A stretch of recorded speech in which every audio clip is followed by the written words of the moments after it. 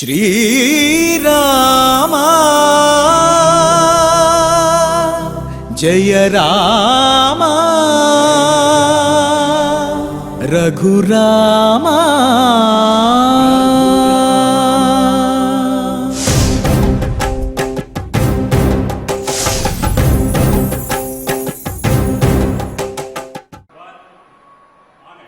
ओं नमो वेंकटेशाय। दारो सहित चंद्रावतं सध्यातस्वमूर्तये नमः सत्यस्वरूपाय రామాయాపన్నివారిణి। సతీ సమేతుడైనటువంటి ఆ చంద్రశేఖరుని చేత పరమేశ్వరుని చేత ఎల్లప్పుడూ కూడా ధ్యానించబడేవాడు, సత్యవాక్ పరిపాలనకు ధర్మనిరతికి కూడా నిలువెత్తు నిదర్శనమైనటువంటి వాడు, ఆపదలో ఉన్నటువంటి భక్తులందరినీ కూడా రక్షించే ఆపన్న జన రక్షకుడైనటువంటి శ్రీరామచంద్రుడు భక్తులందరినీ కూడా అనుగ్రహించుగాక అని స్వామివారికి నమస్కరిస్తూ, తద్రూపాంతరుడైనటువంటి శ్రీవారి యొక్క అనుగ్రహంతో భక్తులందరూ కూడా సకల సంపదలతోటి తొలతూగాలి అని ఆకాంక్షిస్తూ తిరుమల తిరుపతి దేవస్థానం వారు స్వామివారి సన్నిధానంలో ఈ నాదనీరాజన మండపం నుండి నిర్వహిస్తున్నటువంటి శ్రీమద్ రామాయణం బాలకాండ పారాయణ కార్యక్రమంలో నేటికి మనం 284వ రోజులో ప్రవేశించాము. మన బాలకాండ పారాయణ కార్యక్రమాన్ని ప్రారంభించుకుంటూ శ్రీ గురు ధ్యానపూర్వకంగా సమష్టిగా సత్సంకల్పం చేసుకుందాము. ఓం నమో వెంకటేశాయ. శ్రీ గురు ధ్యానం. గురుర్బ్రహ్మ గురుర్విష్ణు గురుర్దేవో మహేశ్వరః గురు సాక్షాత్ పరం బ్రహ్మ తస్మై శ్రీ గురవే నమః. శ్రీనివాస ధ్యానం. శ్రీ వెంకటాచలాధీశం శ్రీయాధ్యాసిత వక్షసం శ్రితచేతన మందారం శ్రీనివాసమహం భజే. అథ సంకల్పః. శ్రీమదాదివరాహ క్షేత్రే విరాజమానస్య శ్రీ పద్మావతీ జానేః అఖిలాండ కోటి బ్రహ్మాండ నాయకస్య శ్రీరామచంద్ర రూపాంతరస్య భగవతః శ్రీ వెంకటేశ్వర స్వామినః సన్నిధౌ హనుమత్ సీతా లక్ష్మణ భరత శత్రుఘ్న పరివార సమేత శ్రీరామచంద్ర పరబ్రహ్మణః పరిపూర్ణానుగ్రహేణ అస్మిన్ భువనే అతిశీఘ్రమేవ విశూచికాగ్రిమేః వినాశనార్థం భారతవర్షస్య అభివృద్ధౌ నిమగ్నానాం విద్యా విత్త వాణిజ్య కృషి వైద్య వైజ్ఞానిక దేశరక్షణాది రంగేషు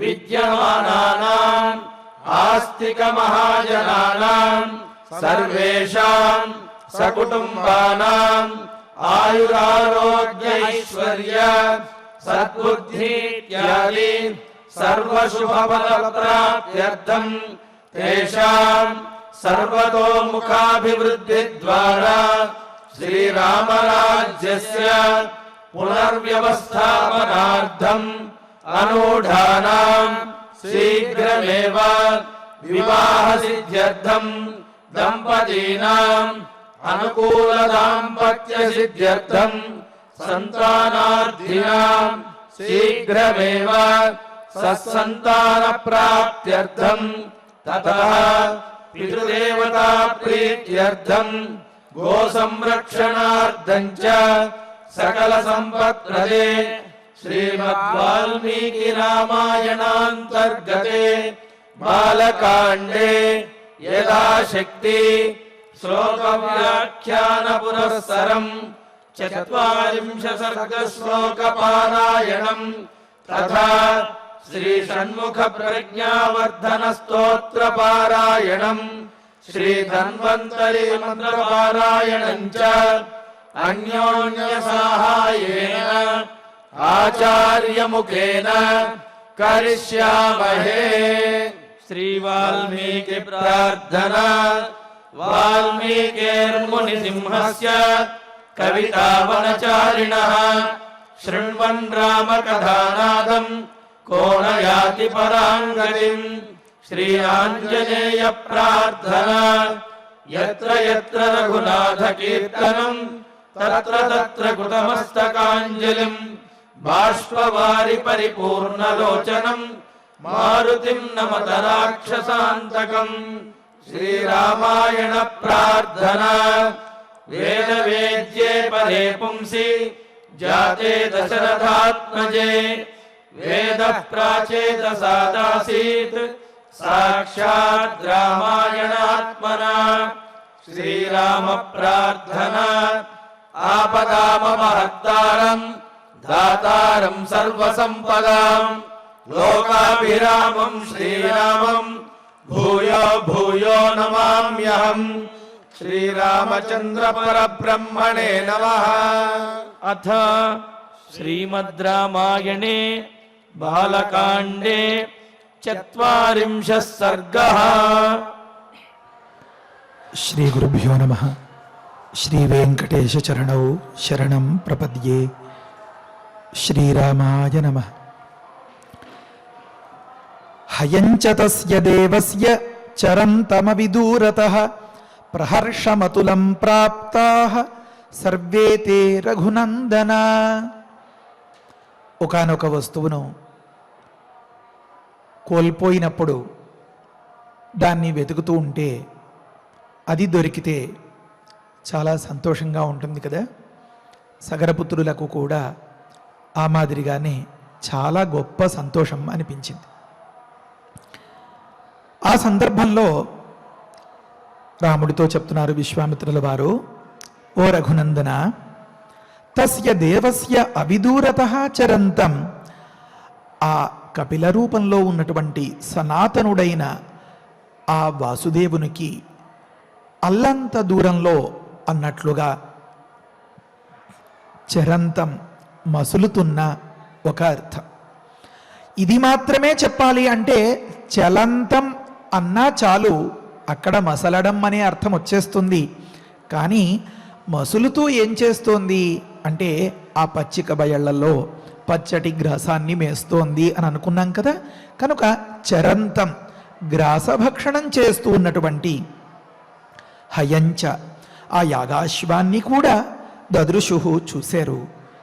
కాబట్టే చ అనుంది కదా, దానికి ఈ అర్థమట.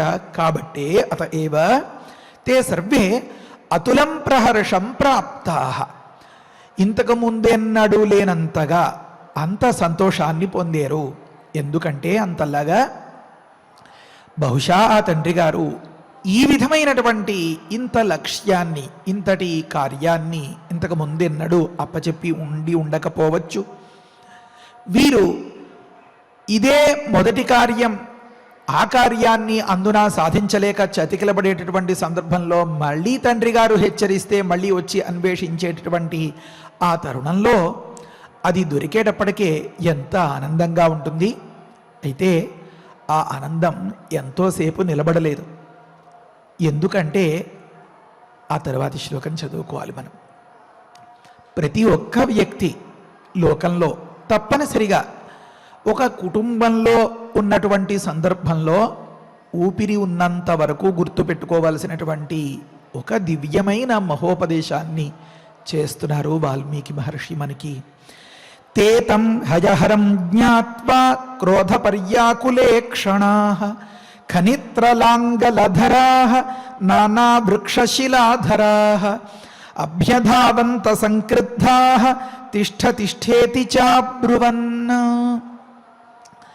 అంతవరకు ఈ యాగాశ్వం ఎప్పుడు దొరుకుతుందా అని ఎదురుచూపు, ఆ ఎదురుచూపు వల్ల అంతకీ దొరకకపోయేసరికి చెప్పలేనంత దిగులు, నిరాశ, నిస్సత్తువ ఇవన్నీ ఆవరించేసేయి. ఒక్కసారిగా యాగాశ్వం మంచిగా కనిపించింది, చక్కగా సజీవంగా సంతోషంగా మేత మేస్తూ. అంతలోనే పట్టరానంత సంతోషం కలిగిపోయింది. అంటే అవ్యవస్థిత చిత్తస్య అన్న మాటకి ఉదాహరణం అన్నమాట. ఏ క్షణానికి ఎప్పుడు ఎలా మనస్సు ఏ విధంగా ఆలోచిస్తుందో తెలియనంతటి అపరిపక్వమైన మానసిక స్థితి ఉన్న వారి యొక్క నేచర్ లేదా వారి బిహేవియర్, వారి సైకాలజీ వాటిని వివరిస్తున్నారు మహర్షి. వారికి పట్టరాని కోపం వచ్చింది. ఎందుకు అంత పట్టరాని కోపం వచ్చింది అంటే సాధారణంగా ఏం చెప్తారు? కామ, క్రోధ, లోభ, మోహ, మద, మాత్సర్య అని ఇలా వరుసగా చెప్తూ కోరిక కలుగుతుంది, అది తీరకపోతే కోపం వస్తుంది అని అంటూ ఉంటారు లోకంలో మామూలుగా. అయితే అది కొన్ని స్థలాల్లో కొంచెం వివేకరాహిత్యం, అంతగా బుద్ధి పరిణతి లేని సందర్భాల్లో కోపానికి కారణం మరొకటి అవుతుంది. ఏమంటే, నా కష్టానికి వీరే కారణం, నేను ఇంతలా దుఃఖపడుతున్నాను అంటే ఇతడు చేసినటువంటి పనే కారణం అని పట్టరాని కోపం అన్నమాట. సాహిత్య దర్పణం అని ఒక దగ్గర వర్ణిస్తారు. ఒకానొక భీభత్సం చేయాలి అంటే రౌద్ర రసానికి, అంటే రౌద్ర రసాన్ని చూపించాలి అంటే దానికి స్థాయి భావంగా నిలకడగా ఉండేటటువంటి ఒక ఫీలింగ్, ఒక అభిప్రాయం ఉంటుంది, ఒక ఆలోచన. ఆ ఆలోచన అంటే మనోవృత్తి కదా, చిత్తవృత్తి కదా. ఆ చిత్తవృత్తికే కోపం అని పేరు. క్రోధ రౌద్రస్య స్థాయి భావ అని అక్కడ అంటారు. అంటే ఆ క్రోధం కలిగితే ఒకానొక రౌద్రమైనటువంటి వాతావరణానికి దిగిపోతాడు అన్నమాట ఆ వ్యక్తి. అందుకనే ఒక దగ్గర నిఘంటువులో రాస్తున్నారు, పర అనిష్టాభిలాషేణ. పరానిష్టాభిలాషేణ అంటే పరులకు కష్టాన్ని కలిగించాలి అనే అభిలాషతో, తలంపుతో, అనిష్ట విషయక ద్వేషహేతుకే అని అంటారు. పరులకు దుఃఖాన్ని కలిగించాలి అనే అభిలాష ఎందుకు కలుగుతుంది అంటే అతడి మీద కక్ష అన్నమాట. అతడి మీద కక్ష ఎందుకు అంటే అతడు నాకు అపకారం చేసాడు అనే అనుమానం. ఇప్పుడు ఈ సగరపుత్రులందరికీ ఆ కపిల ముని మీద అనుమానం. ఆ నేరం రుజువైందా, దానికి ఏవైనా కొన్ని ప్రమాణాలు కనపడ్డాయా అంటే వెతికితేగా, ఆలోచిస్తేగా, వీరు మనస్సులో అసలు అనుకుంటేగా కోపంలో ఉండేటటువంటి గమ్మత్తే అది ఆలోచనకు తావివ్వదు. అది కనుక పరులకు అనిష్టాన్ని కలిగించాలనేటటువంటి అభిలాషతో ఆ పరులయందు ఉండేటటువంటి పగచేత ఒకానొక భీభత్సాన్ని కల్పించడానికి ముందు కలిగేటటువంటి ఆలోచనే కోపం అంటే, క్రోధం అంటే అంటారు. ఇక్కడ ఏమన్నారు? తేతం హయహరం జ్ఞాత్వ క్రోధ పర్యాకుల ఈ క్షణాహ అన్నారు. పట్టరాని కోపం వచ్చింది. ఎలా తెలిసిందండి మీకు? కళ్ళు ఎర్రబడ్డాయి. ఆ ఎర్రబడినటువంటి కళ్ళతో ఉన్నటువంటి వారు ఆ కోపానికి సూచకంగా అలా ఉన్న దశలో ఏం చేయబోతున్నారు? భయంకరమైనటువంటి మారణాయుధాల్ని తీసుకున్నారు. ఏమా మారణాయుధాలు? ఏవైనా తుపాకులు, చాకులు వగైరాలు ఏమైనా ఉన్నాయా అంటే కాదు.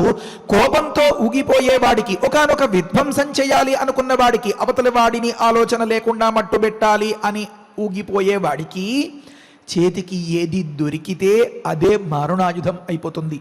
ఆలోచించండి, గమనించండి. వారు ఇంతవరకు యాగాశ్వాన్ని అన్వేషించడం కోసం, ఈ భూమిని తవ్వడం కోసం పెట్టుకున్నటువంటి ఆ ఖనిత్రమే తవ్వుగోలు అంటారు కదా, ఆ గుణపం గడ్డపార అంటారు కదా, అదే మారణాయుధం అయిపోయింది. అది కొందరి చేతుల్లో కనబడుతోంది. మరికొందరి చేతుల్లో ఈ భూమిని దున్నడానికి ఉపయోగించేటటువంటి నాగలి ఉందే, అది ఆయుధం అయిపోయింది. మరికొందరికి బహుశా మరి వారి ప్రయత్నంలో కొన్ని ఆ నాగళ్ళు అవి విరిగిపోయి అక్కడక్కడ పడిపోయాయో ఏమో, అలాంటి ఆయుధాలు, అలాంటి సామగ్రి దొరకలేదు. మరి ఏం చేశారు అన్నారు. కొంతమందికి చేతికి అందినటువంటి చిన్ని చిన్ని రాళ్ళు తీసుకున్నారు. కొంతమంది ఒరే ఇంత చిన్న చిన్న రాళ్ళు అయితే ఏమవుతుందిరా అని చెప్పి పెద్ద పెద్ద బండరాళ్లను పైకెత్తేసుకున్నారు. కొంతమంది ఏం చేశారు అంటే ఒరే రాయి విసిరేస్తే కదరా వాడిని కొట్టి కొట్టి కొట్టి కొట్టి చంపాలరా అన్నట్లుగా ఒక పెద్ద పొడవాటి చెట్లను తీసుకున్నారు. అంటే కర్రలు మాదిరి అన్నమాట. అంటే వారి స్వరూపం ఎంతలా ఉందో వారి చేతికి అంకాలి అంటే ఆ చేతికి కాస్త ఆనాలి, వారికి ఆ కొట్టడానికి ఊతం రావాలి అంటే చిన్న కర్ర తీసుకుంటే సరిపోయింది కాదు కాబోలు వృక్షాల్ని వేళ్లతో సహా పెకలించి లాగి తీసేసుకున్నారు. ఇలా కొందరి చేతిలో బండరాళ్ళు, కొందరి చేతిలో గులకరాళ్ళు లాగా, కొందరి చేతిలో పెద్ద పెద్ద కొండలు లాగా, కొందరి చేతిలో పెద్ద పెద్ద వృక్షాలు, కొందరి చేతిలో నాగళ్ళు, కొందరి చేతిలో తవ్వుగోలు, గడ్డపారలు, గుణపాలు ఇవన్నీ పట్టుకుని అవతలి వ్యక్తి మీదకి వెళ్ళిపోతున్నారు. అవతలి వ్యక్తి ఎవరు? కపిలముని, సనాతనుడు, వాసుదేవుడు. అయితే వారు అంటే మహర్షి ఎంత బాగా పరిచయం చేస్తారో గమనించండి ఆ దృశ్యాన్ని. వారు ఎవరు? కపిల ముని అన్నాం కదా. కపిల ముని అనేటప్పటికే ఆ వాతావరణం అంతా ఎలా కనిపిస్తుంది? చక్కగా ఒక మంచి జింక చర్మం లాంటిది, ఒక దర్భాసనం, అందు మీద పద్మాసనం వేసుకుని కూర్చోవడం, దండకమండదాదులు పట్టుకోవడం, అలా కళ్ళు మూసుకోవడం, అలా ఇష్టదైవాన్ని ధ్యానం చేస్తూ ఉండడం. అది కదా అక్కడ ఉండేటటువంటి దృశ్యం. జటలు, మెడ నిండా రుద్రాక్షలు వగైరాలు, ఈ రకంగా ఉంటుంది కదా ఒక మునివేషం అంటే. ఆ స్వరూపంలో వారు అంత ప్రశాంతంగా ఆ దేవతారాధనం, దేవతా ధ్యానాన్ని చేస్తూ ఆ సమాధి స్థితిలో ఉన్న సందర్భంలో ప్రతి ఒక్క మాట జాగ్రత్తగా గమనించుకోవాలి. అక్కడ ఉన్నది ఎవరు అంటే, యాగాశ్వాన్ని చూశారు అంటే ఎక్కడ ఎవరికి అల్లంత దూరంలో చూశారు అంటే కపిల మునికి అని చెప్పారు. అంటే సంస్కృతం రావడం, నేర్చుకోవడం ఇలాంటి చోట్ల చాలా అవసరం అన్నమాట. ఆ మాట ఏకవచనంలో ఉంటుంది, అంటే సింగులర్, ఒక్కరే ఉన్నారు అక్కడ. అంటే వీరికి ఎవరి మీదైతే పగో, ఎవరి మీదైతే ద్వేషమో, ఎవరినైతే మట్టు పెట్టేయాలి అని అనుకుంటున్నారో, ఎవరి వల్లనైతే ఇంత కష్టం మాకు వచ్చింది అని వీరు భావిస్తున్నారో, ఆ అవతలి వారు ఒక్కరే ఏకాకిగా ఉన్నారు. మరి వీరెంతమంది ఉన్నారు? 60,000 మంది ఉన్నారు. నిజంగా చెప్పాలి అంటే ఈ 60,000 మంది కాస్త దగ్గరగా జరిగి నిలబడితేనే చాలు అవతలి వాడికి ఊపిరి అందక ప్రమాదం జరిగిపోయేంత పరిస్థితి వచ్చేస్తుంది. ఏదైనా సందర్భాల్లో అక్కడ ఆ స్టేజ్ మీదకి ఒక 10, 20, 30 మంది భక్తులు వచ్చి అదే పనిగా ఏదో ఒక మాటో సందర్భమో పలకరింపో చేస్తుండే సందర్భంలో అవతలి వారికి ఊపిరాడనంతటి పరిస్థితి. ఆ పక్కవారు, కార్యకర్తలు అందరూ కాస్త దూరం జరగాలి అని చెప్తూ ఉంటారే. మనం గమనిస్తే సినిమా షూటింగుల్లో అక్కడ మనమంటే నాకంత పెద్ద పరిచయం లేదనుకోండి, అక్కడెక్కడో లోకజ్ఞానం, విన్న మాటలు అంతే, కన్న మాటలు కాదు. అయితే కన్న మాటలు అంటే చూసిన మాటలు కాదు. మరి ఆ తారాగణాన్ని వాళ్ళని రక్షించడం కోసం, ఆ చుట్టూతా ఉండేటటువంటి ప్రేక్షక గణాన్ని నిలువరించడం కోసం నానా హైరానా పడుతూ ఉంటారే. అంటే అది అభిమానంతో కూడిన సందర్భంలోనే అంతలాగా అందరూ కలిసి మూకుమ్మడిగా ఒక్కసారిగా దగ్గర పడితే దాడి చేసినట్లు అయిపోయి ఊపిరి సలపదు కదా. ఆ సందర్భంలో వీరు అవతలి వ్యక్తిని మట్టుబెట్టాలి అంటే మారణాయుధాలు చేతపట్టాలా? అక్కర్లేదు కదా. అందరూ 60,000 మంది కలిసి రౌండప్ చేసి అన్నట్లుగా గుమిగూడి ఆ వ్యక్తి దగ్గరగా పెడితేనే చాలు కదా, అయిపోతుంది కదా. ఊపిరి సలపక కాదు, వీరందరూ మారణాయుధాలు తీసుకున్నారు. ఇంకొక మాట, అవతలి వ్యక్తి మనల్ని చంపడానికి, కొట్టడానికి వస్తే ఆత్మరక్షణ కోసం ఏదైనా ఒకదాన్ని మనం కూడా జాగ్రత్త కోసం తీసుకోవాలేమో అని అనిపించిందంటారా ఈ సగరపుత్రులకు? దానికి అవకాశమే లేదు. ఎందుకని అంటే ఆ కపిలముని మునిగా ఉన్నారు, ఆ కపిలముని తపస్సమాధిలో ఉన్నారు. అదెలా తెలిసిందండి మీకు అంటారేమో. మనం ఒక్కొక్క మాట గమనిస్తే అర్థమవుతుంది, తర్వాతి మాటలో వస్తుంది. ఈ కపిలముని ముందుగా ఈ సగరపుత్రులను చూసేరా అంటే కంటి ద్వారా గమనించారా, చెవి ద్వారా గమనించారా? వాల్మీకి మహర్షి ఎంత గొప్పగా చెప్తారో చెప్పలేమన్నమాట. తర్వాతి మాట చదువుకుంటే మనకు అది అర్థమవుతుంది. ముందుగా వీరి యొక్క ఉద్ధృతి, వీరి యొక్క లెక్కలేనితనం, వీరి యొక్క విచక్షణారాహిత్యం, వీరి యొక్క దుందుడుకుతనం, వీరి యొక్క ఇంకా వగైరా వగైరా వగైరా ఈ మాటలంతా దీన్ని చూపిస్తున్నారు మహర్షి ఈ మాటలో. తేతం హయహరం జ్ఞాత్వ. ఇప్పుడు ఆ కపిలముని మీదకి ఇంతగా మూకుమ్మడిగా దండెత్తి చేతికి అందినదే ఒకానొక మారుణాయుధంగా తయారు చేసి దూకడానికి గల కారణమేమి అంటే తేతం హయహరం జ్ఞాత్వ. ఆ సగరపుత్రులంతా తం ఆ ఎదురుకుండా కనిపించేటటువంటి వారిని ఇప్పుడు ఈ సగరపుత్రుల యొక్క భావన ఇది. అంతేగాని గమనించండి, ఈ మాటలో ఎక్కడ కపిలమునిని అని లేదు, సనాతనుడైన వాసుదేవుణ్ణి అని లేదు. వీరి దృష్టిలో అతడు ఒకానొక గుర్రపు దొంగ అని అనుమానం. ఈ అనుమానానికి రుజువేమైనా ఉందా? ఏమీ లేదు. కోపగ్రస్తుడైన వాడికి, విచక్షణారహితంగా ప్రవర్తించేటటువంటి వాడికి, అపరిపక్వమైనటువంటి మానసిక స్థితి ఉండే వాడికి అనుమానం పెనుభూతం. అంతే, ఇంతకంటే వేరే ఏం అక్కర్లా. ఇతడి మనస్సులో కనుక ఈ అనుమానం అనేది బయలుదేరింది అంటే అది ఒక ఇంట్లో ఒక భర్త కావచ్చు, భార్య కావచ్చు, లేకపోతే పెద్దవాళ్ళకి పిల్లల మీద కావచ్చు, అధికారికి సేవకుల మీద కావచ్చు, ఇంకా ఆ అనుమానపు చూపు అలా తడుముతూనే ఉంటుంది. ఆ కసి పగ ఇంతకింత ఇంకా పెరిగిపోతూనే ఉంటుంది. నిజ నిర్ధారణకు తావిచ్చేటటువంటి అవకాశాన్ని మనస్సు ఇవ్వదు. కనుక ఆ సందర్భంలో తం హయహరం జ్ఞాత్వ అన్నప్పుడు ఆ ఎదురుగుండా కనిపిస్తూ ఉన్నటువంటి వాణిని అని అర్థం అన్నమాట. అతడిని ఎలా అనుకున్నారు? జ్ఞాత్వ ఎలా అనుకున్నారు? హయహరం, ఇతడే గుర్రపు దొంగ అనేసుకున్నారు. ముందు సస్పెక్ట్ అంటారు కదా, కొంత సందేహించిన దానికి నిజమా కాదా అని కాస్త విచారించిన తర్వాత కారణాలని బట్టి ప్రమాణాలని బట్టి నిజ నిర్ధారణం చేసుకోవడం, ఇది కదా జరగాలి. జరగలేదు. ఎందుకంటే మనం నిన్నటి రోజున అనుకున్నాం కదా, వారంతా మహాత్మానః, కాయము పెరిగింది తప్ప బుద్ధిశక్తి లేదు ఎక్కడ. అందుకనే ప్రతి ఒక్క దగ్గర వారి గురించి పరిచయం చేసేటప్పుడు మహాబలాహ, మహాపరాక్రమాహ, మహోత్సాహ ఇలా చెప్పుకుంటూ వెళ్ళారు తప్ప గొప్ప ఉత్తమమైనటువంటి ఆలోచనా శక్తి కలవారు అనే ఒక్క మాట కూడా ఎక్కడా కనపడదు. అంటే ఇప్పుడు మనం చూస్తూ ఉండేటటువంటి ఈ దృశ్యాన్ని వాల్మీకి మహర్షి ఇంతకు ముందు నుంచే కొద్ది కొద్దిగా పరిచయం చేస్తూ అలా ఎస్టాబ్లిష్ చేయడం అంటారు కదా, అలా మనస్సులో ఒక అభిప్రాయం, అంటే ఇప్పుడు జరిగినటువంటి ఈ ఘటన ఇది నిజమా, ఇది నమ్మదగినదా, ఏదైనా ఎంత మాత్రం చెప్పేస్తే కూడా ఎలా ఒప్పుకోగలుగుతాం అని అనిపిస్తుందన్నమాట మనస్సుకి. ఎందుకని అంటే కాస్త వెనకటి శ్లోకాలని గమనించుకుంటే వీరు దిగ్గజాల దగ్గరికి వెళ్ళారు. దిగ్గజాల దగ్గరికి వెళ్ళినప్పుడు ఏం చేశారు? దాని దగ్గర అందంగా పలకరించారు, భక్తిగా ప్రదక్షిణం చేశారు, ఆదరంగా ఆప్యాయంగా దాన్ని పైనుంచి కింద దాకా నిమిరారు.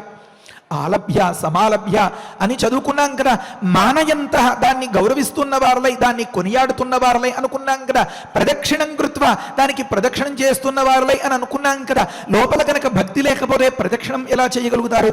లోపల కనుక అవతలి వ్యక్తి మీద గౌరవం అనేటటువంటి గౌరవభావం కనుక లేకపోతే ఎలా మానయంత కొనియాడగలుగుతారు? దాని పట్ల ఆదరాతిశయం, ప్రేమ, ఆప్యాయత లేకపోతే దాన్ని ఎలా నిమరగలుగుతారు? ఇవన్నీ ఉన్నాయి. అయితే ఇవన్నీ అనుమానం రానంత వరకు. ఇక్కడో అనుమానం వచ్చింది. అనుమానం వచ్చినప్పుడు ఏది మనకి ఉపయోగపడుతుంది అంటే ఆలోచనా శక్తి, బుద్ధిశక్తి. అందుకనే ఒక దగ్గర చెప్తారు ఏమనంటే, న కర్మ క్రోధాంధ ప్రభవతి విధాతుం రణమృతే. కోపంతో గుడ్డివాడైపోయినటువంటి వాడు విధ్వంసాన్ని సృష్టించడం తప్ప మరే పని చేయలేడు అని అన్నారు. దీన్నే మరి కాస్త వివరిస్తున్నారు. అంధీకరోతి భువనం బధిరీకరోతి ధీరం సచేతనం అచేతనతాన్నయేత్కృత్ అంటారు. తన కళ్ళు ఎదురుగా ఏముందో కనిపించనంతగా చీకటి అలుముకుపోతుంది కోపావిష్టుడైపోయిన వాడికి. అందున అది అనుమానం వల్ల ఏర్పడినటువంటి కోపం అయితే ఆ పగకు, ప్రతీకారానికి, ద్వేషానికి, విధ్వంసమే పర్యవసానం తప్ప మరే ఆలోచనకి అక్కడ అవకాశం లేదన్నమాట. కనుక అంధీకరోతి భువనం, తన కళ్ళెదురుగా ఉండేటటువంటి వాతావరణాన్ని అంతని కమ్మేస్తుంది, గుడ్డిగా చీకటిగా చేసేస్తుంది. అప్పుడు గుడ్డివాడైపోతాడు ఇతడు. బధిరీకరోతి ధీరం, ఇతడు ధీర అన్నదానికి మంచి అర్థం అన్నమాట. ఒకటి ధైర్యవంతుడు అని, మరొక అర్థం ఏమి అంటే ధీ అంటే మంచి బుద్ధి, ప్రజ్ఞాశక్తి, ఆ ప్రజ్ఞాశక్తి కలిగినటువంటి వాడు అని ఒక అర్థం. మరొక అర్థం అన్నమాట. కనుక ఎంతటి బుద్ధిశక్తి కలిగిన వానికైనా సరే అనుమానం అనేది కనుక దాపురించినట్లయితే అది పెనుభూతమై ప్రమాదానికి గురి చేసేస్తుంది. కనుక ఇతడి విచక్షణ పూర్తిగా కోల్పోయేలాగా చేసేస్తుంది. మీరు లోకంలో ఎప్పుడైనా ఎవరినైనా సరే గమనించవచ్చు. ఒకానొక నేరస్తుణ్ణి పిలిచి, ఎందుకయ్యా నువ్వు ఈ నేరం చేసేవు అంటే, ఏమో ఆ క్షణంలో ఎందుకో అలా జరిగిపోయింది, అంతకు మించి నేను ఆలోచించలేకపోయాను అని. ఆ ఆలోచన లేని క్షణంలో ఆ ప్రమాదం జరిగిపోయింది అని చెప్తారే తప్ప, నేను ఆలోచించి చాలా విచారించుకుని మనస్సుని స్థిమితంగా ఉంచుకున్నటువంటి సందర్భంలో ఇంతటి ఘోరం చేసేను అని ఏ నేరస్తుడి దగ్గర మనకి వినపడదు, కనపడదు అన్నమాట. కనుక బధిరీకరోతి ధీరం, అంతెందుకండి సచేతనం అచేతనతాన్నయేత్ కృత్ అన్నారు. కృత్ అంటే క్రోధం. కోపం అనేది ఒకానొక విచక్షణ శక్తి కలిగినటువంటి, అంటే ఆలోచించి నిర్ణయం చేసుకోగలిగినటువంటి చేతనమైన దానిని కూడా ఒకానొక ఇన్స్ట్రుమెంట్ లాగా తయారు చేసేస్తుందట. అంటే మన చేతిలో ఉన్నటువంటి కత్తో కర్రో వగైరా వగైరా మరొకటో దానికి ఏ విధమైనటువంటి స్పందన ఉండదు. దాన్ని పట్టినవాడు ఎలా ప్రయోగిస్తే దాని తగ్గినట్టుగా అది ప్రవర్తించుకుంటూ పోతుంది. ఇప్పుడు ఈ క్రోధావిష్టుడైపోయినటువంటి వ్యక్తిని ఈ అనుమానం వల్ల వచ్చేటటువంటి ఒకానొక ద్వేషం, రగులుకు పోయే పగ, ఇవే నియంత్రిస్తూ ఇతన్ని నడిపిస్తూ ఉన్నాయన్నమాట. దీనికి నిలువెత్తు నిదర్శనం 60,000 మంది సగరపుత్రులు కనుక సచేతనం అంటే విచక్షణ కలిగినటువంటి, కదలిక వివేకం కలిగినటువంటి, సెన్సర్లు కలిగినటువంటి వాణిని కూడా అచేతనత నయేత్ కృత్, అచేతనంగా చేసేస్తుంది. ఒకానొక జడమైనటువంటి ఒకానొక వస్తువుగా తయారు చేసేస్తుంది అది. అంచేత ఆ సమయంలో ఏం చేస్తాడు అతడు అంటే కృత్యం నపశ్యతి, ఏది కర్తవ్యము ఏది అకర్తవ్యము, చేయరానిది ఏది చేయదగినది ఏది అనేదాన్ని ఆలోచించుకోలేకపోతాడు. కృత్యం నపశ్యతి నచ ఆత్మహితం శృణోతి, ఒరేనైనా ఇది నీకే చేటు చేస్తుందిరా అని పక్కన ఎవరైనా హెచ్చరిస్తే కూడా దాన్ని వినేలాగా, దాన్ని పట్టించుకునే స్థితిలో ఉండడు అన్నమాట ఇతడు. కృత్యం నపశ్యతి నచ ఆత్మహితం శృణోతి ధీమాన్ అధీతమపి న సందధాతి. తాను ఇంతవరకు చదువుకున్నటువంటి ఎన్నో సంఘటనల్లో, ఎన్నో ఉదాహరణల్లో, తను చూసినటువంటి ఎన్నింటిలోనో ఎంతో నేర్చుకున్నటువంటి నీతిని కూడా ఆ సమయానికి అనుసంధానం చేసుకుని గుర్తు తెచ్చుకుని విచక్షణతో ప్రవర్తించలేకపోతాడు అని చెప్తోంది నీతిశాస్త్రం. ఈ నీతిశాస్త్రానికి ఎవరు చెప్పారు? ఈ నీతిశాస్త్రం పోని ఎవరు రాశారు? వారికి ఎవరు చెప్పారు అంటే వేదం చెప్తోంది. ఎంత అద్భుతమైనటువంటి వేద రహస్యాన్ని వాల్మీకి మహర్షి ఇక్కడ ఆవిష్కరిస్తున్నారు అంటే దీన్ని గమనించి గుర్తించి మనం ఎవరం కూడా తప్పటడుగు వేయకుండా, జీవితంలో చతికిలబడిపోకుండా, ఎక్కడ ఈ సగరపుత్రులకు మాదిరి విధ్వంసాన్ని కొని తెచ్చుకోకుండా జాగ్రత్త పడాలి. మన కుటుంబాన్ని, మన వ్యవస్థని కూడా చిన్నాభిన్నం చేసుకోకుండా మనం నిలబడగలగాలి అని ఆ మహర్షి యొక్క తాత్పర్యం అన్నమాట. ఒకానొక దగ్గర చాలామందికి పరిచయం ఉన్న అంశమే ఇది. మన్యు సూక్తం అని ప్రధానంగా చాలా చోట్ల జపాలు, పారాయణలు అవన్నీ కూడా చేస్తూ ఉంటారు. శృతి చెప్తుంది అక్కడ మన్యుదేవత గురించి. మన్యుదేవత అంటే క్రోధదేవత అన్నమాట. ఓం త్వయా మన్యో సరథమారుజంతః హర్షమాణాసోధృషతామరుత్వః తిగ్మేషవ ఆయుధా సగుంశిశానాః ఉపప్రయంతి నరో అగ్నిరూపాః. ఓ కోపదేవ, ఎన్నడూ నా జోలుకి రాకు మహాప్రభో, ఎన్నడూ నన్ను ఆవరించకు దేవదేవ, మహాప్రభో నీకు మొక్కుతాను అని చెప్పి లోకంలో ఏ దేవతనైనా సరే నువ్వు నాకు సన్నిహితంగా ఉండి నన్ను అనుగ్రహించి రక్షించు, నాకు వెన్నుదన్నుగా అదృశ్య శక్తిగా నా వెంట ఉండు అని ప్రార్థిస్తూ ఉంటే ఈ మన్యుదేవతను మాత్రం మహాప్రభో నా జోలుకి రాకు ప్రభో అని ప్రార్థిస్తున్నాడు అన్నమాట. ఎలా అయితే ఒక దగ్గర చెప్తారు, భూనాయకం వా ధననాయకం వా భజన్ భువం వా ధనమేతి లోకే అని. బాగా భూమి ఉన్నటువంటి భూస్వామిని కొలిస్తే ఏదో ఆయన దగ్గర ఉన్నటువంటి ఒడ్లో లేకపోతే మిగతా వగైరాలో ఏవో పండో కాయో ఇచ్చి పంపిస్తారండి. అంటే ఎవరిని కొలిస్తే వారి దగ్గర ఉన్నదాన్ని ఇవ్వడం అనేది లోకంలో ఆనవాయితీగా ఉంది. భూనాయకం. అది కాకుండా ధననాయకుడు అనుకోండి, మంచి ధనికుడు అనుకోండి, ఏదో వారి దగ్గర ఉన్నటువంటి దానిలో ఓ 10 రూపాయలు తీసి అవసరానికి ఉంచమని ఇవ్వచ్చు. భూనాయకుణ్ణి కొలిస్తే భూమి లాభం కానీ, ధననాయకుణ్ణి కొనిస్తే ధనలాభం కానీ కలగచ్చు. ఇలా ఉంటే ఒక భక్తుడికి చాలా అనుమానం వచ్చిందట. అయ్యబాయ్, అవతల వాడి దగ్గర ఏది ఉంటే అదల్లా ఇచ్చేస్తూ ఉంటారు కదా, ఈయన విఘ్ననాయకుడు కదా, ఆయన్ని కొలిస్తే తీసుకోరా పట్టుకెళ్ళరా అబ్బి అని చెప్పి విఘ్నాల్ని పనిచేస్తాడేమో. తద్విఘ్ననాథన్ నభజామి, ఆ విఘ్ననాయకుడిని మాత్రం నేను ఎన్నటికీ కొలవను, అంటే చేరి కొలవను, చేరి సేవించను, మరి ఏం చేస్తాను అని సహస్రశస్తం ప్రణమామి నిత్యం, నిత్యము అనుదినము తం ఆ విఘ్ననాయకుడిని సహస్రశ వేల కొలది సాష్టాంగపడి సాగిలపడి నమస్కారం చేస్తాను అని చమత్కారం చేస్తారు. కనుక అవతలి వ్యక్తిని కొలవడం అనేది, ఒక దేవతను ఆరాధించడం అనేది దేవతా ప్రసాదం పొంది ఆ దేవతను నిత్యం నా వెంట ఉండు, నాలో ఉండు, నా ఇంట ఉండు అని ప్రార్థించడం కదా. ఇక్కడ మన్యుదేవత దగ్గర మాత్రం ఎంత అద్భుతంగా చెప్తారు అంటే, త్వయా మన్యో సరథమారుజంతః, ఓ మన్యుదేవ నీకు నమస్కారం స్వామి, నువ్వు ఎప్పటికీ మా జోలికి రాకు ప్రభో, ఎందుకని అంతలా భయపడిపోతావేంట్రా అంటావేమో. చాలా ప్రమాదాలు వచ్చేస్తాయి స్వామి.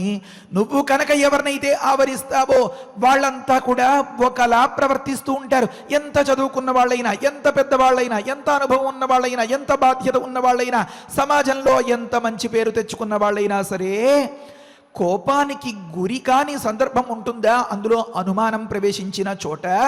కనుక త్వయామన్యో సరథమారుజంతః చెప్తున్నారు. ఇప్పుడు ఇక్కడ ఉన్నటువంటి ఈ సగరపుత్రుల యొక్క ఈ ప్రవృత్తిని మనం పూర్తిగా అర్థం చేసుకోగలగాలి అంటే ఆ మన్యు సూక్తంలో చెప్పినటువంటి ఆ మాట మనకి వంట పట్టాలన్న మాట. ఈ మన్యుదేవత ఎవరినైతే ఆవహిస్తుందో వారల్లా ఎలా ప్రవర్తిస్తారంటేట సరథం ఆరుజంత. లెక్క ప్రకారం అయితే ఒకడి మీద మనకి ద్వేషం ఉంటే ఆ వ్యక్తికి ఏదో కష్టం కలిగించి వాడిని ఏడిపించి వాడు దుఃఖిస్తే వీడిలో ఉండేటువంటి ఆ పిశాచం, ఆ రాక్షసత్వం కాస్త చల్లబడచ్చు. అయితే ఈ మన్యువు కనుక పూర్తిగా ఆవరించినటువంటి తరుణంలో ఈ అనుమానం కూడా కాస్త దానికి జతైతే సరథం ఆరుజంత అంటారు. చక్రేణ సహ యుగపతు ఇత్యర్థే అని యౌగపద్యార్థంలో అవ్యయీభావ సమాసము అంటారు. దాన్ని సరథం అని అన్నమాట. అంటే రథముతో కూడినటువంటి వానిని అని అర్థం. ఒక వ్యక్తి కారులో ప్రయాణం చేస్తూ ఉంటే ఆ కారు మీద దుండగులు దాడి చేసి దాని మీద ఫలానా ఇంధనం వగైరాలు అదంతా కూడా గుమ్మరించి కారుతో సహా వారు ఆ విధ్వంసానికి పాల్పడ్డారు అని గమనిస్తూ ఉండేటువంటి ఒకనొక వికృత చర్య ఉంటుంది. ఆ మాదిరిగా పాల్పడతారు స్వామి మన్యుదేవ. సరథం ఆరుజంత. రథమాపి అంటే వాహనమాపి, వాహనంలోంచి కిందికి దించి లేకపోతే వారితో ఏదో మాట్లాడి నువ్వు ఎందుకు చేసావు ఇలా అని చెప్పి అడిగేంత వ్యవధి, అంత అవకాశం తీసుకోరు. మరి ఏం చేస్తారు అంటే వారు ఆ వాహనంలో ఉండగానే వారిని హతమార్చేంతటి దురాగతానికి పాల్పడతారు. సరథమారుజంత.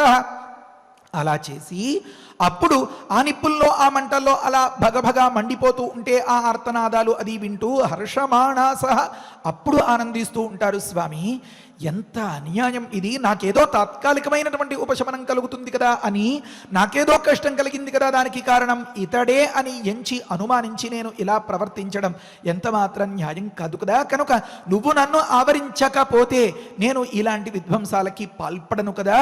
కనుక దయుంచి నన్ను విదిరై మహాప్రభో అని అనుకుంటాడనమాట. ఒక దగ్గర కాదు కాదు అనుకోమని వేదం ఉపదేశం చేస్తోంది అన్నమాట. వేద మాత కదా జాగ్రత్తలు చెప్తూ ఉంటుంది. హర్షమాణాసహ అవతలి వ్యక్తిని అంతల్లా మట్టుబెట్టి వారి యొక్క వికృతమైనటువంటి భరించలేని ఆర్తనాదాలు వినిపిస్తూ ఉంటే తప్పట్లు కొట్టి ఆనందించేటటువంటి వీరు అంతటితో చల్లారిపోతుందా? వీరి కోపం అంతటితో ఆగిపోతారా అంటే ధృషతాహ లెక్కలేని తనంతో ఉంటారు. తిగ్మేషవ వారికి దగ్గర ఉండేటటువంటి ఆయుధాలని చాలా తీక్ష్ణమైనటువంటి వాటిని ఎంచుకుని చేత పెట్టుకుని వాటిని కూడా ఆయుధ సంశిషానాహ శోతనూకరణే అంటారు. ఇంకా ఇంకా దాన్ని నూరుతూ దాన్ని పదును పెడుతూ ఉంటారన్నమాట. అంటే ఆ కోపం అనేది చల్లారడం అనే మాట కద్దు మహాప్రభో నువ్వు ఆవరిస్తే అని దాని తాత్పర్యం. కనుక తిగ్మేషవ ఆయుధ సంశిషానాహ ఉపప్రయంతి నరహ. ఆ నరులు ఈ రకంగా ప్రవర్తిస్తూ ఉంటారు అగ్నిరూపాహ అని. సరిగ్గా పూర్తిగా ఆ మంత్రానికి ప్రతిరూపాలుగా ఉన్నారు ఈ సగరపుత్రులు అందరూ కలిసి. కనుక ఆ సందర్భంలో వారందరూ చేతికి అందినట్లుగా దొరికినది దొరికినట్లుగా అదే మారణాయుధంగా 60,000 మంది చేతిలో ఇన్ని వేల రకాల మారణాయుధాలుగా మారినటువంటి ఆ చెట్లు గాని, కొండరాళ్ళు గాని, బండలు గాని, ఆ నాగళ్ళు గాని, ఆ తవ్వుగోలు, గుణపాలు, గడ్డపారులు గాని ఇవన్నీ ఇలా పట్టుకోవడానికి గల కారణమేమి అంటే అనుమానం. తేతం హయహరం జ్ఞాత్వ ఇతడే మన గుర్రపు దొంగ అని అనుమానించి వారు అభ్యధావంత సంక్రుద్ధా తిష్ట తిష్ఠేతి చ బ్రువన్. అంటే రే అబ్బాయి ఆగరా, ఇదిగో వచ్చేస్తున్నాను, నువ్వు స్టడీగా ఉండని చెప్తుంటారు కదా, అలాగా కదలకుండా అక్కడే ఉండు, నేను వస్తాను నీ సంగతి తేల్చేస్తాను అన్నట్లుగా తిష్ట తిష్ట నుంచో నుంచో అక్కడే ఉండు అని చెప్పి పెద్దగా అరుస్తూ అతడి మీదకి విరుచుకుపడేటువంటి ధోరణిలో అభ్యధావంతా పరిగెత్తుకుని అతని వైపు పెడుతున్నారట. అభ్యధావంత అంటే ఆభిముఖ్యంగా తన ఎదురుగా అన్ని వైపుల నుంచి అలా పరిగెత్తుకొస్తూ ఉండేటువంటి ఆ సందర్భంలో ఎంత ఆశ్చర్యకరం అంటే, ఎంత విచక్షణారాహిత్యం అంటే, అవతలి వ్యక్తి ఒక్కరు, వీరు 60,000 మంది. ఈ భేదం ఎక్కడా పట్టట్లేదు. అవతలి వ్యక్తి మౌనంగా జపం చేసుకుంటున్నారు. తమ మీదకు ఏ రకంగానూ విధ్వంసాన్ని సృష్టించే ప్రవృత్తిలో లేరు. మరొక్క మాట, అవతలి వ్యక్తి కూర్చుని అంత నిశ్చలంగా తపస్సు చేసుకుంటూ ఉండేటటువంటి ఆ సందర్భంలో నిలు నిలు తిష్ట తిష్ట అని అనాల్సిన అవసరమేముంది? కూర్చున్నవాడు లేచి పరిగెత్తడానికి సిద్ధపడినప్పుడు కదా పారిపోకు, అక్కడే ఉండు, మేము నీ అంతు చూస్తాం అని అనాలి. అంటే ఈ అనుమానం వల్ల వచ్చినటువంటి ఆ కోపం, దీనికి అంతకీ కారణమైనటువంటి ఆ విచక్షణారాహిత్యం ఒకదానికి ఒకటి తోడై ఎంతటి ప్రమాదానికి దారితీస్తున్నాయో గమనించండి. వారు ఇంకా మాట్లాడుతున్నారు.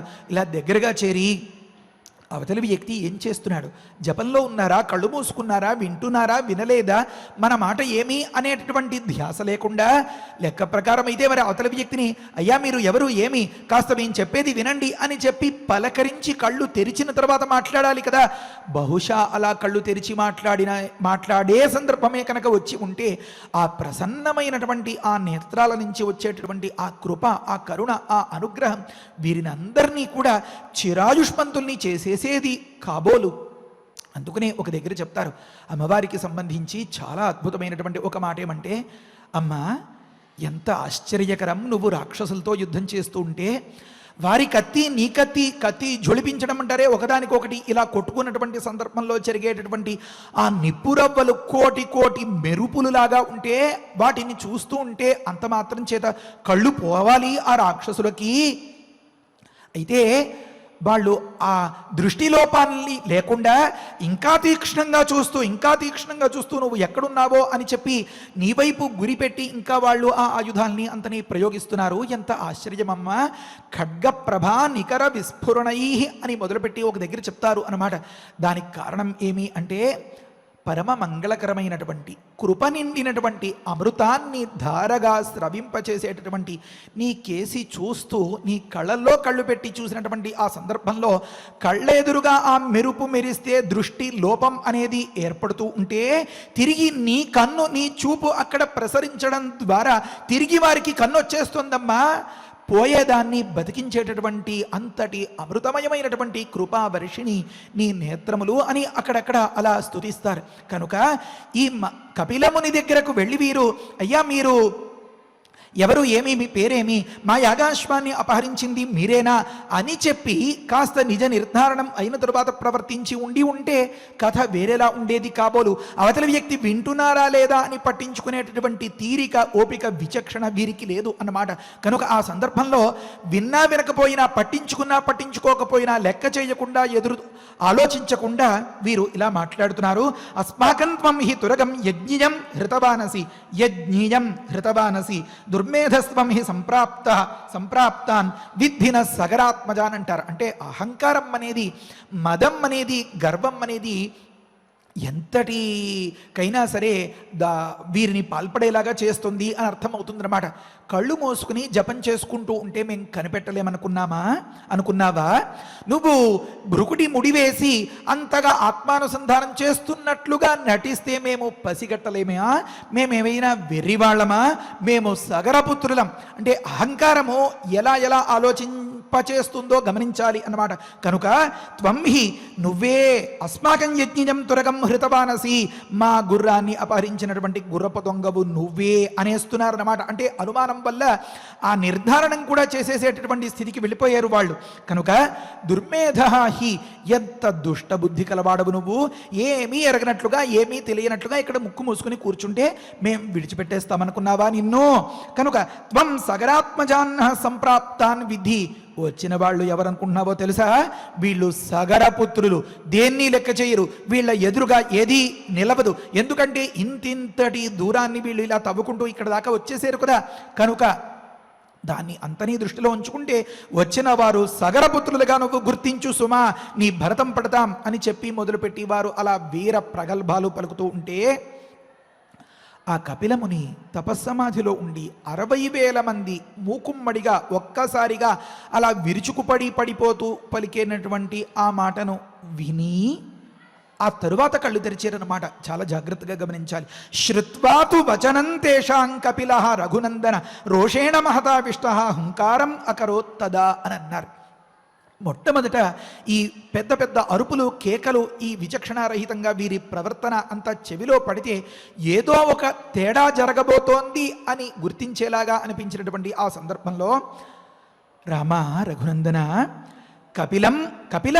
కపిలముని తేషాం వచనం శ్రుత్వ, గమనించండి, వారి మాటల్లో తం హయహరం అని చెప్పారు, ఆ గుర్రపు దొంగరు అని చెప్పారు. ఇక్కడ బ్రహ్మర్షి విశ్వామిత్రుల వారు రాముడికి చెప్పేటప్పుడు మాత్రం కపిలముని అని చెప్తున్నారన్నమాట. అంటే కపిలమునిగా ఆ 60,000 మందికి కనుక ధ్యాస ఉండి వారు అలా ప్రవర్తించి ఉండేవారు కాదు అన్నమాట. కనుక కపిల తేషాం వచనం శ్రుత్వ, ఆ కపిలముని వారి యొక్క ఆ అందరూ కలిపి అలా పలుకుతూ ఉండేటటువంటి ఆ మాటను వినేటప్పటికీ అసంకల్పిత ప్రతీకార చర్య అంటారు కదా, ఆ మాదిరిగా తద రోషేణ మహతా ఆవిష్ట, అసహనానికి గురై హుంకారం అకరోతు, కళ్ళు తెరిచి ఒక్కసారిగా అన్నారట. అంతే, జరగరానిది జరిగిపోయింది. తిరిగి తెచ్చుకోలేనంతగా ఆ సగరపుత్రులు అందరూ నష్టపోయారు. తతస్థేన అప్రమేయేన కపిలేన మహాత్మన భస్మరాశీకృత సర్వే కాకుత్స్థ సగరాత్మజా. కాకుత్స్థ రామ, ఇందుకనే వెనక కథ మొదలుపెట్టినప్పుడు రాముల వారు చెప్పారు, గురుగారు మా వాళ్ళ గురించి మీరు ఏది చెప్పాలనుకున్నా ఏమీ సంకోచం పడకుండా నిస్సంకోచంగా చెప్పేయండి, నేను అంతనీ వింటాను అని. మరి వాళ్ళకి సమయం అయిపోయింది. రాముల వారు ఈ అంశాన్ని గమనించి దేన్ని నేర్చుకున్నారు, దేన్ని విడిచిపెట్టేశారు. ఒకానొక పరమ పవిత్రమైనటువంటి అశ్వమేధ యాగం, అక్కడ యాగాశ్వం అపహరణకి గురి అవ్వడం, ఒకానొక పరమ పవిత్రమైనటువంటి దాంపత్యంతో కూడినటువంటి సీతారాములు సీతమ్మ వారి యొక్క అపహరణం జరగడం, సగరపుత్రులు యాగాశ్వాన్ని అన్వేషించినటువంటి తీరు, రామలక్ష్మణులు సీతమ్మ వారి కోసం అన్వేషించినటువంటి తీరు, ఒకానొక సందర్భంలో సగరపుత్రులకు ఆ యాగాశ్వం ఒక దగ్గర ఉంది అని తెలిస్తే ఆ సమీపంలో ఉన్నటువంటి మన దృష్టిలో కపిలముని ఆ సగరపుత్రుల అనుమానం ప్రకారం అతడే గుర్రపు దొంగ, అతడి పట్ల వారు ప్రవర్తించాలి అనుకునేటటువంటి తీరు, మన రామచంద్రమూర్తి ఆ రావణుడు లేకపోతే ఆ వారి పరివారం లేదా విభీషణుడు వీరి పట్ల ప్రవర్తించినటువంటి తీరు, ఇలాంటి వాటినన్నింటినీ గమనిస్తే రామచంద్రమూర్తికి కొన్ని స్థిరమైనటువంటి భావాలు ఈ ఘట్టాన్ని చెప్పడం వల్ల తెలిసాయి అన్నమాట. కనుక ఏది మంచో దాన్ని గమనించి ప్రాణాలొడ్డైనా సరే పితృవాక్య పరిపాలన చేయాలి అని సగరపుత్రుల దగ్గర నేర్చుకున్నట్లుగా చెప్తారు తర్వాతి మాటలో. అవకాశం ఉంటే రేపటి రోజున మనం వివరించుకుందాం. ఈ రకంగా మంచిని ఎంతగా తీసుకోవాలి, చెడుని ఒకవేళ మనలో కాస్త పొసిగితే దాన్ని ఎలా దూరం చేసుకోవాలి, దీన్ని బట్టి మన రామచంద్రమూర్తి నేర్చుకున్నటువంటి పాఠమేమి, ఈ అంశాల్ని మనం మరుసటి ప్రవచనంలో గమనిద్దాం. కనుక ఓ కాకుత్స్థ రామ, తతః అలా జరిగినటువంటి ఆ సందర్భంలో తే సర్వే సగరాత్మజా, ఆ సగరపుత్రులు అంతా కూడా ఆ కపిలముని అప్రమేయుడు, ఆయన మహాత్ముడు, పరమపూజ్యుడు కనుక ఆ సందర్భంలో తేన కపిలేన భస్మరాశీకృత అన్నారు. వారు కన్ను తెరిచి చూస్తే ఆ నేత్రాగ్ని జ్వాలల చేత ఉన్నవారు ఉన్నట్లుగానే ఏదో ఒకానొక వ్యవసాయ క్షేత్రంలో కుప్పలన్నీ ఒక్కసారిగా తగలబడిపోయి కుప్పకూలిపోయినట్లుగా అయిపోయాయట. మహాభారతంలో చెప్తారు ఒక మాట, దదాహ సుమహాతేజాహ మందబుద్ధీన్ స సాగరాన్ షష్ఠింతాని సహస్రాణి యుగపత్ మునిసత్తమహ అని అంటారు. క్షణకాలం పట్టలేదు ఆ పరమాత్మకు ఆ వ్యవహారాన్ని జరిపించడానికి.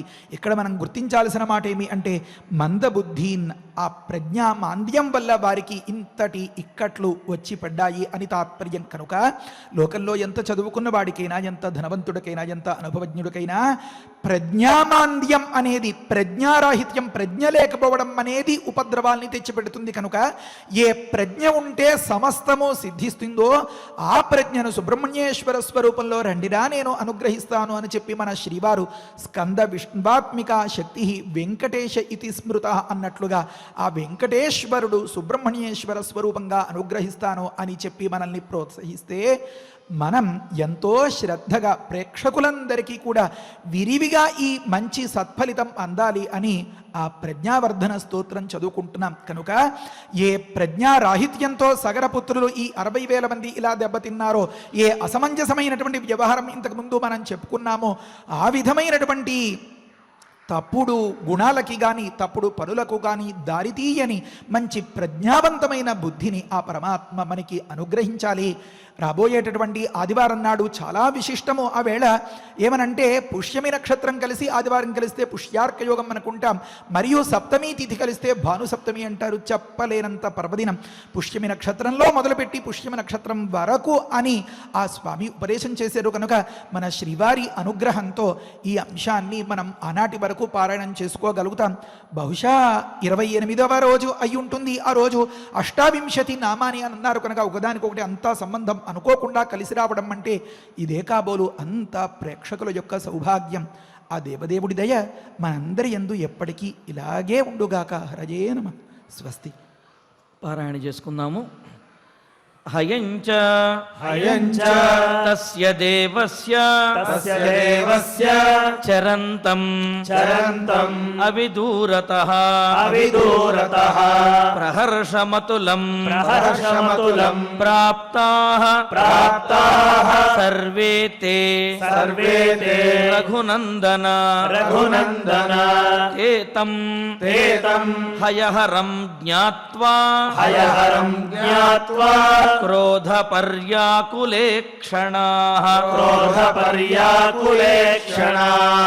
ఖనిత్రలాంగలధరాః నానా వృక్షశిలాధరాః అభ్యధావంత సంక్రుద్ధాః తిష్ఠ తిష్ఠేతి చ అబ్రువన్ అస్మాకం త్వం హితురగం యజ్ఞియం హృతవానసి దుర్మేధః త్వం హి సంప్రాప్తాన్ విద్ధినః సగరాత్మజాన్ శ్రుత్వాతు వచనం తేషాం కపిలః రఘునందన రోషేణ మహతావిష్టః హుంకారం అకరోత్తదా తతస్తేన అప్రమేయేన కపిలేన మహాత్మనా భస్మరాశీకృతాః సర్వే కాకుత్స్థ సగరాత్మజాః ఇత్యార్షే శ్రీమద్ రామాయణే బాలకాండే చత్వారింశః సర్గః. రమణీయమైన రామాయణ ప్రవచనంలో యాగాశ్వాన్ని వెతుక్కుంటూ రసాతలానికి వచ్చినటువంటి ఆ సగరపుత్రులు కపిల మహర్షికి సమీపంలో ఉన్నటువంటి తిరుగుతున్నటువంటి ఆ అశ్వాన్ని చూచి ఆనందించి మరి ఆ అశ్వాన్ని తీసుకుని వెళ్ళిపోయి ఉంటే బాగుండేది, కానీ అశ్వాన్ని చూచినటువంటి ఆనందాన్ని పొందిన తరువాత ఈ అశ్వాన్ని అపహరించినటువంటి వాడు అదిగో ఆ పక్కనే ఉన్నటువంటి వారే అని ఆవేశంతో ఆలోచన లేకుండా విచక్షణారాహిత్యంతో ఆ కపిల మహర్షి మీద దాడి చేయటానికి వెళ్ళారు. చూడండి, ఆవేశంతో చేసేటటువంటి ఏ పనైనా సరే సత్ఫలితాన్ని ఇవ్వదు, దుష్ఫలితాన్ని ఇస్తుంది. అందుకనే అంటారు సహసా విదధీత నక్రియాం అని. అంటే ఆవేశంతో ఏ పని కూడా చేయకూడదు. ఎందుకు అంటే అవివేకము, విచక్షణారాహిత్యం అనేది ఆపదలకు కారణమవుతుంది అని. మరి ఇక్కడ వీరు ఆవేశపడి కపిల మహర్షి మీదకి వెళ్ళారు. ఆ వెళ్ళడం కూడా ఎలా వెళ్ళారు? క్రోధముతోటి వెళ్ళారు, మితిమీరినటువంటి క్రోధంతో.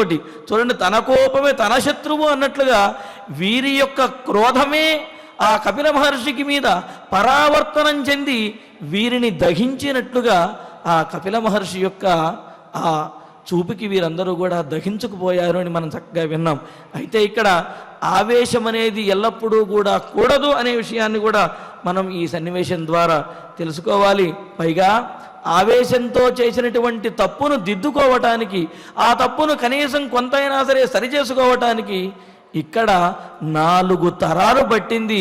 గంగావతరణం జరిగే వరకు కూడా వీరికి ముక్తి కూడా కలగలేదు. కావున చిన్న తప్పు వల్ల ఎంతటి అనర్థం జరుగుతుంది, ఆవేశంలో ఎటువంటి అనర్థాలు వస్తాయి అనే విషయాన్ని ఈ సన్నివేశం ద్వారా మనం ప్రత్యక్షంగా చక్కగా తెలుసుకునవచ్చును. మరి అటువంటి భావాలన్నీ కూడా కలిగిన శ్లోకాలను చక్కగా పారాయణ చేసుకున్నాము. ఇప్పుడు ఫలశ్రుతి నుండి మంగళాంతం వరకు అందరము కలిసి పారాయణ చేద్దాము. ఫలశ్రుతి కుటుంబ వృద్ధిం ధనధాన్య వృద్ధిం స్త్రియస్య ముఖ్యా సుఖముత్తమంచ శ్రుత్వా శుభం కావ్యమిదం మహార్థం ప్రాప్నోతి సర్వాం భువిచార్థ సిద్ధిం. శ్రీరామచంద్ర పరబ్రహ్మణే నమః. అథ శ్రీ షణ్ముఖ ప్రజ్ఞావర్ధన స్తోత్రం. యోగీశ్వరః మహాసేనః కార్తికేయః అగ్నినందనః సనత్కుమారః సేనానీః స్వామి శంకర సంభవః గాంగేయః తామ్రచూడశ్చ బ్రహ్మచారి శిఖిధ్వజః తారకారిః ఉమాపుత్రః క్రౌంచారాతిః షడాననః శబ్ద బ్రహ్మ సమూహశ్చ సిద్ధః సారస్వతః గుహః సనత్కుమారో భగవాన్ భోగమోక్షప్రదః ప్రభుః శరజన్మ గణాధీశ పూర్వజః ముక్తిమార్గకృతు సర్వారాతి ప్రమాధీ చ వాంఛితార్థప్రదాయకః.